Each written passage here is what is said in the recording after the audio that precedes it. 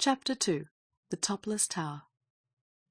The children had seen the phoenix egg hatched in the flames in their own nursery grate, and had heard from it how the carpet on their own nursery floor was really the wishing carpet, which would take them anywhere they chose. The carpet had transported them to bed just at the right moment, and the phoenix had gone to roost on the cornice supporting the window curtains of the boys' room.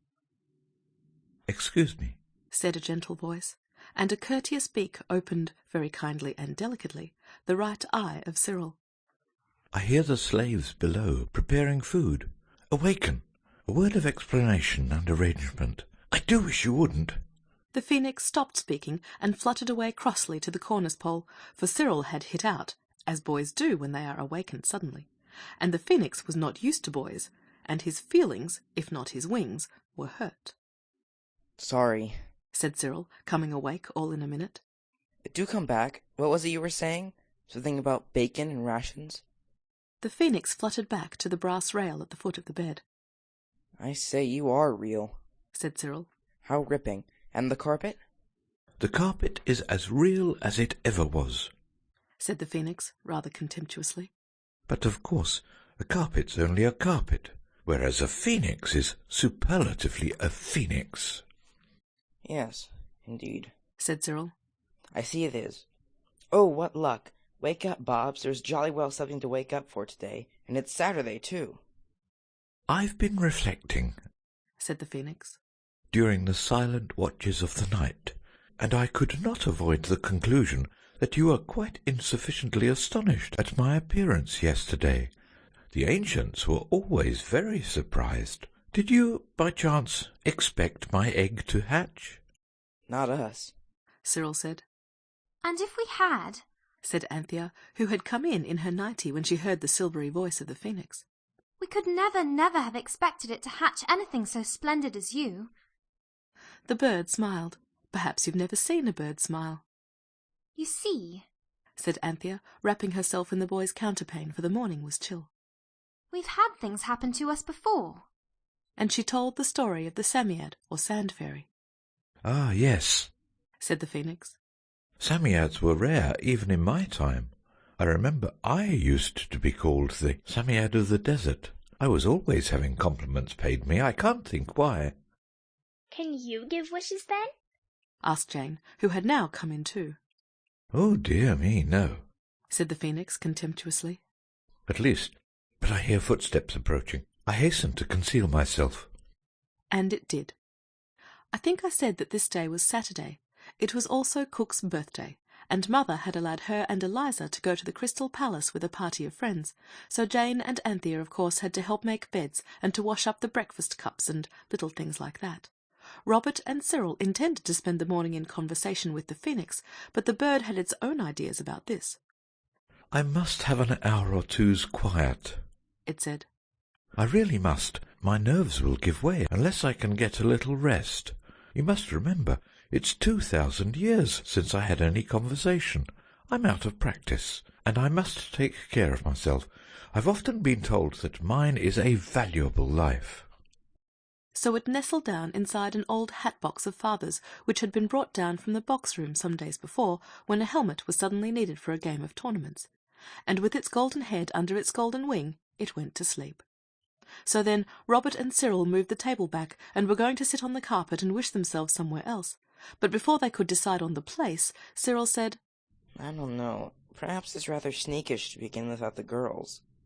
"They'll be all the morning," said Robert impatiently. And then a thing inside him, which tiresome books sometimes call the inward monitor, said, "Why don't you help them then?"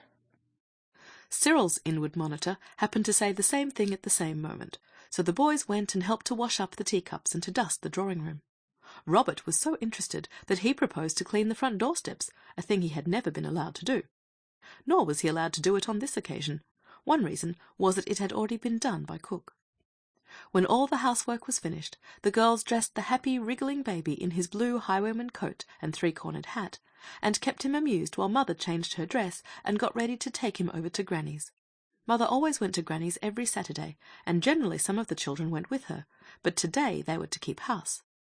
and their hearts were full of joyous and delightful feelings every time they remembered that the house that they would have to keep had a phoenix in it and a wishing carpet. You can always keep the lamb good and happy for quite a long time if you play the Noah's Ark game with him. It is quite simple. He just sits on your lap and tells you what animal he is, and then you say the little poetry piece about whatever animal he chooses to be. Of course, some of the animals, like the zebra and the tiger, haven't got any poetry because they are so difficult to rhyme to. The lamb knows quite well which are the poetry animals. I'm a baby bear, said the lamb, snugging down, and Anthea began. I love my little baby bear. I love his nose and toes and hair. I like to hold him in my arm and keep him very safe and warm. And when she said very, of course there was a real bear's hug. Then came the eel, and the lamb was tickled till he wriggled exactly like a real one. I love my little baby eel. He is so squigglety to feel. He'll be an eel when he is big, but now he's just a tiny snig. Perhaps you didn't know that a snig was a baby eel. It is, though, and the lamb knew it. hedgehog now, he said, and Anthea went on. My baby hedgehog, how I like ye, though your back so prickly spiky. Your front is very soft, I've found, so I must love you front ways round. And then she loved him front ways round, while he squealed with pleasure. It is a very baby game, and of course the rhymes are only meant for very, very small people, not for people who are old enough to read books, so I won't tell you any more of them. By the time the lamb had been a baby lion, and a baby weasel, and a baby rabbit, and a baby rat, Mother was ready, and she and the lamb, having been kissed by everybody and hugged as thoroughly as it is possible to be when you're dressed for the out-of-doors, were seen to the tram by the boys. When the boys came back, everyone looked at everyone else and said, No. They locked the front door, and they locked the back door, and they fastened all the windows, and they moved the table and chairs off the carpet, and Anthea swept it. We must show it a little attention, she said kindly. We'll give it tea leaves next time. Carpets like tea leaves. Then everyone put on its outdoor things, because as Cyril said, they didn't know where they might be going. And it makes people stare if you go out of doors in November in pinafores and without hats. Then Robert gently awoke the phoenix, who yawned and stretched itself, and allowed Robert to lift it onto the middle of the carpet, where it instantly went to sleep again, with its crested head tucked under its golden wing as before. Then everyone sat down on the carpet. Where shall we go? Was of course the question, and it was warmly discussed. Anthea wanted to go to Japan, Robert and Cyril voted for America, and Jane wished to go to the seaside. Because there are donkeys there, said she. Not in November, silly, said Cyril, and the discussion got warmer, and still nothing was settled. I vote we let the phoenix decide, said Robert at last, so they stroked it until it woke. We want to go somewhere abroad, they said. And we can't make up our minds where. Let the carpet make up its mind, if it has one, said the phoenix. Just say you wish to go abroad. So they did, and the next moment the world seemed to spin upside down, and when it was right way up again, and they were ungiddy enough to look about them, they were out of doors. Out of doors, this is a feeble way to express where they were. They were out of the earth, or off it. In fact, they were floating steadily, safely, splendidly in the crisp, clear air, with the pale, bright blue of the sky above them, and far down below the pale, bright, sun-diamonded waves of the sea. The carpet had stiffened itself somehow, so that it was square and firm like a raft, and it steered itself so beautifully, and kept on its way so flat and fearless, that no one was at all afraid of tumbling off. In front of them lay land. The coast of France, said the phoenix, waking up and pointing with its wing. Where do you wish to go? I should always keep one wish, of course, for emergencies. Otherwise you may get into an emergency from which you can't emerge at all. But the children were far too deeply interested to listen. I'll tell you what, said Cyril. Let's let the thing go on, and when we see a place we really want to stop at, why, we'll just stop. Isn't this ripping? It's like trains, said Anthea, as they swept over the low-lying coastline and held a steady course above the orderly fields and straight roads bordered with poplar trees. Like express trains, only in trains you never can see anything, because of grown-ups wanting the windows shut, and then they breathe on them, and it's like ground glass, and nobody can see anything, and then they go to sleep.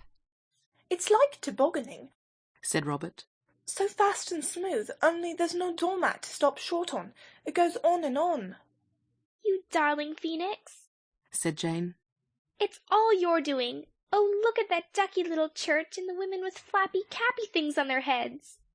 Don't mention it, said the Phoenix with sleepy politeness. Oh, said Cyril, summing up all the rapture that was in every heart. look at it all. Look at it. And think of the Kentish town road. Everyone looked, and everyone thought. And the glorious, gliding, smooth, steady rush went on, and they looked down on strange and beautiful things, and held their breath, and let it go in deep sighs, and said, Oh! and Ah! till it was long past dinner time. It was Jane who suddenly said, I wish we'd brought that jam tart and cold mutton with us. It would have been jolly to have a picnic in the air. The jam tart and cold mutton were, however, far away, sitting in the larder of the house in Camden Town, which the children were supposed to be keeping. A mouse was at that moment tasting the outside of the raspberry jam part of the tart. She had nibbled a sort of gulf or bay through the pastry edge, to see whether it was the sort of dinner she could ask her little mouse husband to sit down to. She had had a very good dinner herself. It is an ill wind that blows nobody any good. We'll stop as soon as we see a nice place, said Anthea. I've got 3p, and you boys have the 4p each that your trams didn't cost the other day, so we can buy things to eat. I expect the Phoenix can speak French. The carpet was sailing along over rocks and rivers and trees and towns and farms and fields. It reminded everybody of a certain time when all of them had had wings and had flown up to the top of a church tower and had had a feast there of chicken and tongue and new bread and soda water. And this again reminded them how hungry they were. And just as they were all being reminded of this very strongly indeed, they saw ahead of them some ruined walls on a hill, and strong and upright and really to look at as good as new, a great square tower. The top of that's just exactly the same size of the carpet, said Jane. I think it would be good to go to the top of that, because then none of the natives, would be able to take the carpet away even if they wanted to. And some of us could go out and get things to eat. Buy them honestly, I mean, not take them out of larder windows. I think it would be better if we went— Anthea was beginning, but Jane suddenly clenched her hands.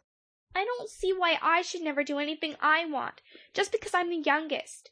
I wish the carpet would fit itself in at the top of that tower. So there! The carpet made a disconcerting bound, and the next moment it was hovering above the square top of the tower. Then slowly and carefully it began to sink under them. It was like a lift going down with you in the Army and Navy stores. I don't think we ought to wish things without all agreeing to them first, said Robert huffishly. Hello, what on earth?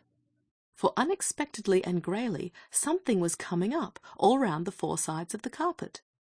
It was as if a wall were being built by magic quickness. It was a foot high. It was 2 feet high. 3, 4, 5.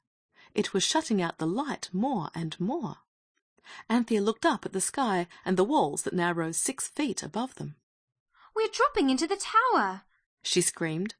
There wasn't any top to it, so the carpet's going to fit itself in at the bottom. Robert sprang to his feet. We ought to have— hello, an owl's nest.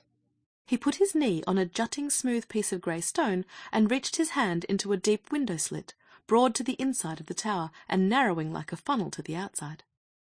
Look sharp! cried everyone, but Robert did not look sharp enough. By the time he had drawn his hand out of the owl's nest, there were no eggs there, the carpet had sunk 8 feet below him. Jump, you silly cuckoo! cried Cyril with brotherly anxiety. But Robert couldn't turn round all in a minute into a jumping position. He wriggled and twisted and got onto the broad ledge, and by the time he was ready to jump, the walls of the tower had risen up 30 feet above the others, who were still sinking with the carpet, and Robert found himself in the embrasure of a window alone, for even the owls were not at home that day. The wall was smoothish, there was no climbing up, and as for climbing down, Robert hid his face in his hands and squirmed back and back from the giddy verge until the back of him was wedged quite tight in the narrowest part of the window slit. He was safe now, of course, but the outside part of his window was like the frame to a picture of part of the other side of the tower. It was very pretty, with moss growing between the stones and little shiny gems, but between him and it there was the width of the tower, and nothing in it but empty air. The situation was terrible. Robert saw in a flash that the carpet was likely to bring them into just the same sort of tight places that they used to get into with the wishes the Psammead granted them. And the others! Imagine their feelings as the carpet sank slowly and steadily to the very bottom of the tower, leaving Robert clinging to the wall. Robert did not even try to imagine their feelings. He had quite enough to do with his own. But you can. As soon as the carpet came to a stop on the ground at the bottom of the inside of the tower, it suddenly lost that raft-like stiffness which had been such a comfort during the journey from Camden Town to the Topless Tower, and spread itself limply over the loose stones and little earthy mounds at the bottom of the tower, just exactly like any ordinary carpet. Also, it shrank suddenly, so that it seemed to draw away from under their feet, and they stepped quickly off the edges and stood on the firm ground, while the carpet drew itself in till it was its proper size, and no longer fitted exactly into the inside of the tower, but left quite a big space all round it. Then, across the carpet, they looked at each other, and then every chin was tilted up, and every eye sought vainly to see where poor Robert had got to. Of course, they couldn't see him. I wish we hadn't come, said Jane. You always do, said Cyril, briefly. Look here, we can't leave Robert up there. I wish the carpet would fetch him down. The carpet seemed to awake from a dream and pull itself together. It stiffened itself briskly and floated up between the four walls of the tower. The children below craned their heads back and nearly broke their necks in doing it. The carpet rose and rose. It hung poised darkly above them for an anxious moment or two. Then it dropped down again, threw itself on the uneven floor of the tower, and as it did so it tumbled Robert out on the uneven floor of the tower. Oh, glory, said Robert. That was a squeak. You don't know how I felt. I say, I've had about enough for a bit. Let's wish ourselves at home again, and have a go at that jam tart and mutton. We can go out again afterwards. Right-o, said everyone, for the adventure had shaken the nerves of all. So they all got onto the carpet again and said, I wish we were at home. And lo and behold, they were no more at home than before. The carpet never moved. The phoenix had taken the opportunity to go to sleep. Anthea woke it up gently. Look here, she said. I'm looking, said the phoenix. We wished to be at home and we're still here, complained Jane. No, said the phoenix, looking about it at the dark high walls of the tower. No, I quite see that. But we wish to be at home, said Cyril. No doubt, said the bird politely. And the carpet hasn't even moved an inch, said Robert. No, said the phoenix. I see it hasn't. But I thought it was a wishing carpet. So it is, said the phoenix. Then why? asked the children all together. I did tell you, you know, said the phoenix. Only you are so fond of listening to the music of your own voices. It is, indeed, the most lovely music to each of us, and therefore— You did tell us what? Interrupted and exasperated Cyril. Why, that the carpet only gives you 3 wishes a day, and you've had them. There was a heartfelt silence. Then how are we going to get home? said Cyril at last. I haven't any idea, replied the phoenix kindly. Can I fly out and get you any little thing? How could you carry the money to pay for it? It isn't necessary. Birds always take what they want. It is not regarded as stealing except in the case of magpies. The children were glad to find they had been right in supposing this to be the case on the day when they had wings and had enjoyed somebody else's ripe plums. Yes, let the phoenix get us something to eat anyway, Robert urged. If it will be so kind, you mean, corrected Anthea in a whisper. If it will be so kind, and we can be thinking while it's gone. So the phoenix fluttered up through the grey space of the tower and vanished at the top. And it was not till it had quite gone that Jane said, Suppose it never comes back. It was not a pleasant thought, and though Anthea at once said, "Of course it will come back. I'm certain it's a bird of its word." a further gloom was cast by the idea, for curiously enough there was no door to the tower, and all the windows were far, far too high to be reached by the most adventurous climber. It was cold too, and Anthea shivered. Yes, said Cyril. it's like being at the bottom of a well. The children waited in a sad and hungry silence, and got little stiff necks with holding their little heads back to look up the inside of the tall grey tower to see if the phoenix were coming. At last it came. It looked very big as it fluttered down between the walls, and as it neared them the children saw that its bigness was caused by a basket of boiled chestnuts which it carried in one claw. In the other it held a piece of bread, and in its beak was a very large pear. The pear was juicy and as good as a very small drink. When the meal was over, everyone felt better, and the question of how to get home was discussed without any disagreeableness. But no one could think of any way out of the difficulty, or even out of the tower, for the phoenix, though its beak and claws had fortunately been strong enough to carry food for them, was plainly not equal to flying through the air with 4 well-nourished children. "We must stay here, I suppose," said Robert at last. "and shout out every now and then, and someone will hear us and bring ropes and ladders, and rescue us like out of mines, and they'll get up a subscription to send us home like castaways." Yes, but we shan't be home before Mother is, and then Father will take away the carpet and say it's dangerous or something, said Cyril. "I do wish we hadn't come," said Jane. And everyone else said, Shut up. except Anthea, who suddenly awoke the phoenix and said, "Look here, I believe you can help us. Oh, I do wish you would." I will help you as far as lies in my power, said the phoenix at once. What is it you want now? Why, "We want to get home," said everyone. Oh, said the phoenix. Yes, home, you said. Meaning? "Where we live." Where we slept last night. Where the altar is that your egg was hatched on. Oh, there. said the phoenix. Well, I'll do my best. It fluttered onto the carpet and walked up and down for a few minutes in deep thought. Then it drew itself up proudly. I can help you. It said, I am almost sure I can help you. Unless I am grossly deceived, I can help you. You won't mind my leaving you for an hour or two? And without waiting for a reply, it soared up through the dimness of the tower into the brightness above. Now, said Cyril firmly. it said an hour or two, but I've read about captives and people shut up in dungeons and catacombs and things awaiting release, and I know each moment is an eternity. Those people always do something to pass the desperate moments. It's no use our trying to tame spiders because we shan't have time. "I hope not," said Jane doubtfully. But we ought to scratch our names on the stones or something. I say, talking of stones, said Robert. You see that heap of stones against the wall over in that corner?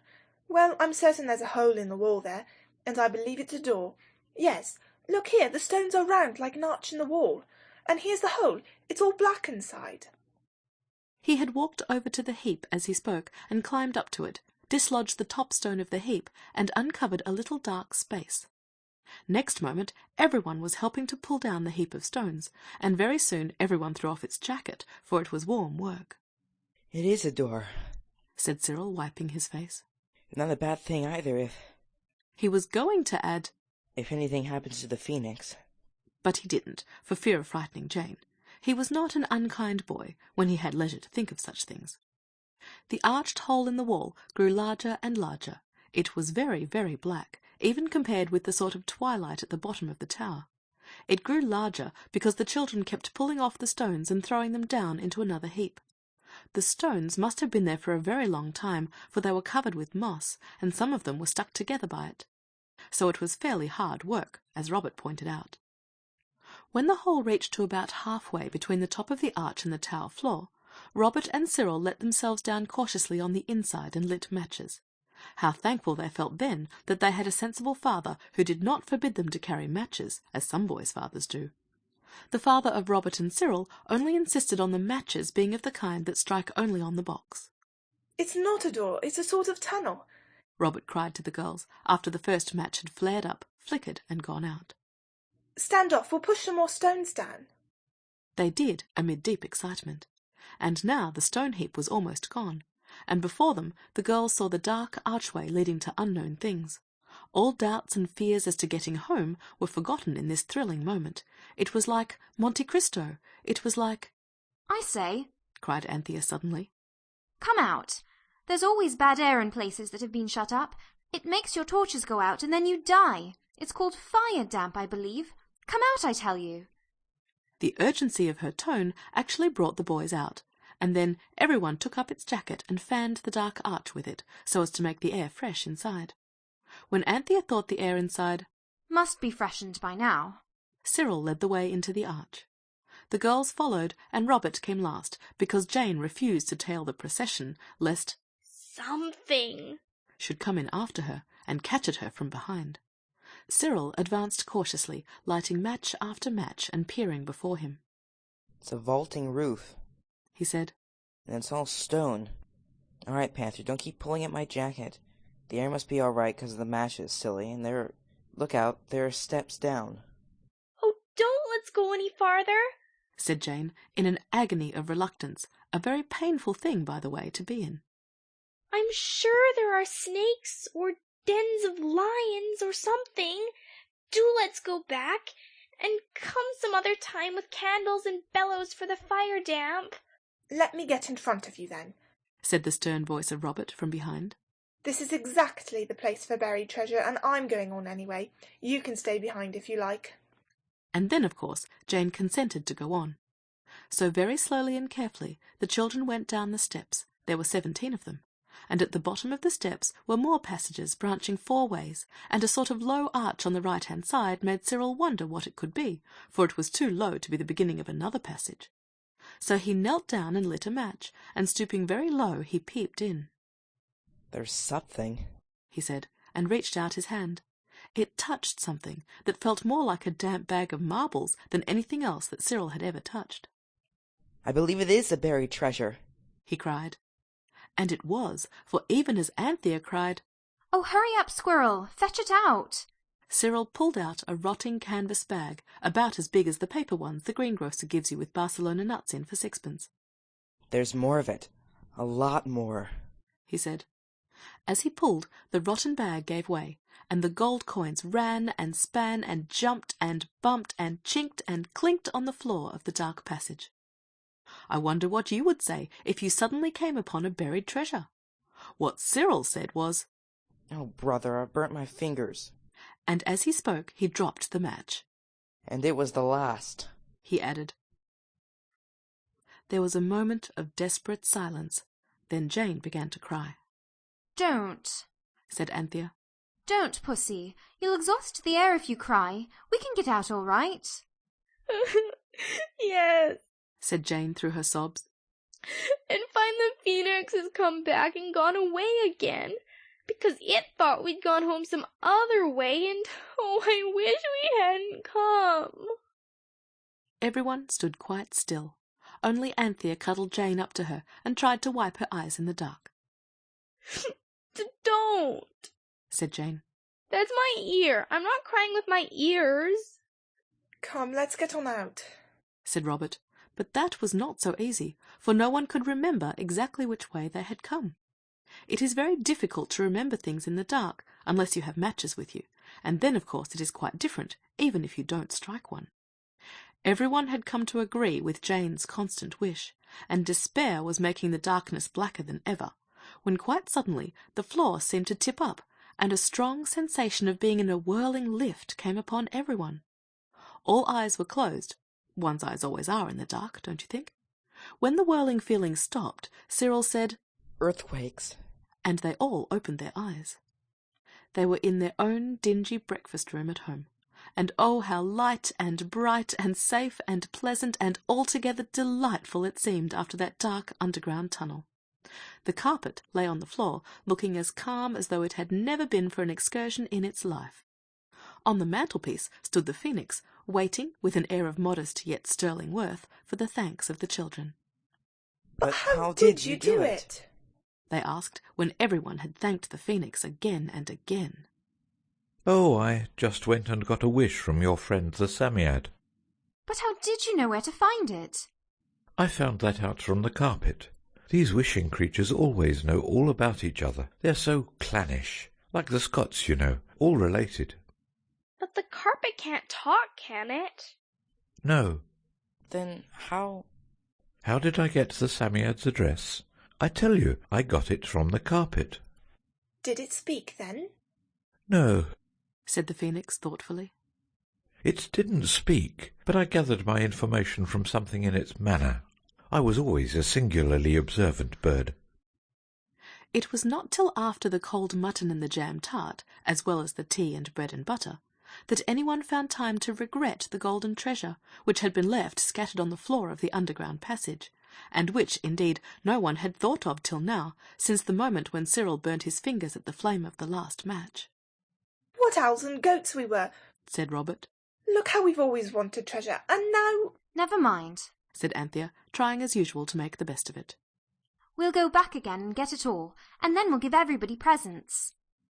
More than a quarter of an hour passed most agreeably in arranging what presents should be given to whom, and when the claims of generosity had been satisfied, the talk ran for 50 minutes on what they would buy for themselves. It was Cyril who broke in on Robert's almost too technical account of the motor car on which he meant to go to and from school. There. He said, Dry up. It's no good. We can't ever go back. We don't know where it is. Don't you know? Jane asked the Phoenix wistfully. Not in the least, the Phoenix replied in a tone of amiable regret. Then we've lost the treasure, said Cyril, and they had. But we've got the carpet and the Phoenix, said Anthea. Excuse me, said the bird with an air of wounded dignity. I do so hate to seem to interfere, but surely you must mean the Phoenix and the carpet. End of chapter 2.